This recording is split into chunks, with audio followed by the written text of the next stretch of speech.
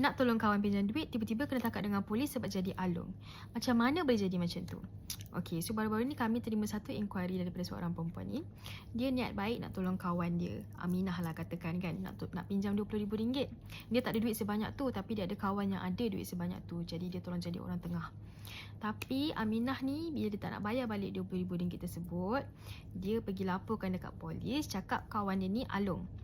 So, ramai tak tahu sebenarnya walaupun anda sekadar jadi orang tengah, anda tetap boleh disoal atau disiasat di bawah Seksyen 5, Subseksyen 2 Akta Pemberi Pinjaman 1951.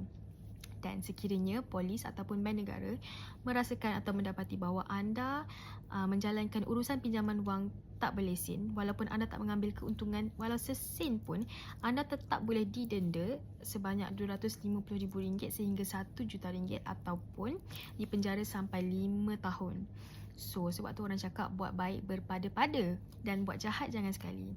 So, sebelum anda membuat apa-apa urusan yang melibatkan kewangan macam ni, lebih baik anda dapatkan nasihat guaman terlebih dahulu supaya tak terjerat dalam apa-apa keadaan macam ni. So, sekian sahaja perkongsian daripada saya. Semoga bermanfaat.